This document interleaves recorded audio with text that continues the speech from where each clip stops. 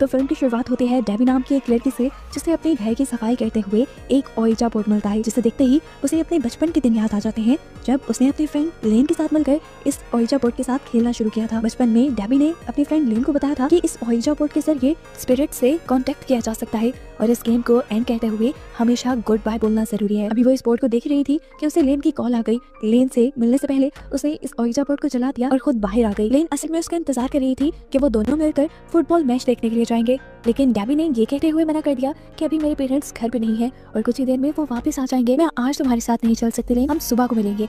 लेन उसकी बात मान लेती है। डेबी उसे गुड बाय कहती है और घर के अंदर वापस आ जाती है। उसका डिनर टाइम था, वो अकेली आराम से डिनर कर रही थी कि अचानक उसके बैकयार्ड का दरवाजा खुल गया। वो घबराई नहीं, उसने जाकर देखा तो वहाँ कोई नहीं था। वो बैकयार्ड का दरवाजा बंद करके कंफ्यूज जैसे ही वापस किचन में आई तो उसने देखा कि स्टोव भी चल रहा था। हालांकि जब वो यहाँ से गई थी तो हर चीज बंद थी। अभी डेबी ने इस स्टोव को बंद ही किया कि अचानक उसे अपने ऊपर से कोई आवाज आने लगी। वो अपने रूम में गई तो उसे बेड पे सही सलामत वो ओइजा बोर्ड दिखाई दिया जिसे वो पहले जला चुकी थी। चलते हुए उसके पाँव से ओइजा बोर्ड की प्लानचेट टकरा जाती है, जिसे वो उठा के उसके लेंस में देखती है तो हमें उसकी लेंस से दिखने वाली आँख बिल्कुल सफेद दिखाई देती है, जिसका मतलब था कि अब उसे किसी ने पोसेस कर लिया था और वो नॉर्मल इंसान नहीं रही थी। अब डेबी अपने रूम में लगी हुई फेरी लाइट्स को उठाती है और उसे अपने गले के इर्द गिर्द लपेट लेती है, जिसके बाद फर्स्ट फ्लोर से जंप करके अपने आप को फांसी देकर वो अपनी जान ले लेती है। सुबह होने पर हमें डेबी की फ्रेंड लेन को दिखाया जाता है, जिसे उसकी मॉम ने शॉकिंग न्यूज़ दी थी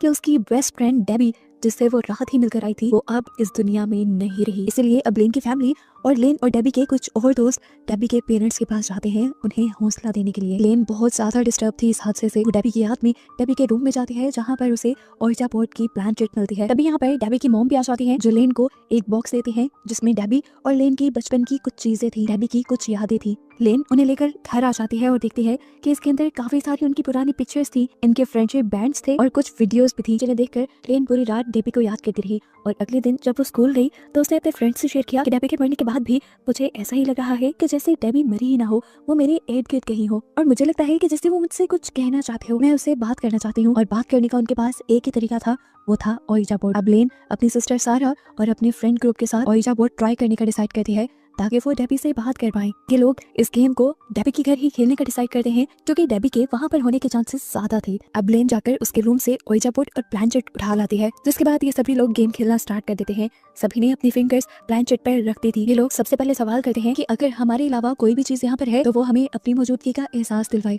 पहले तो कुछ नहीं होता, लेकिन कुछ ही मिनट बाद एकदम से प्लानचेट यस पे मूव हो जाती है, यानी इसका मतलब कोई यहाँ पर था। इसके बाद प्लानचेट मूव करते हुए हाई फ्रेंड्स बनाती है, यानी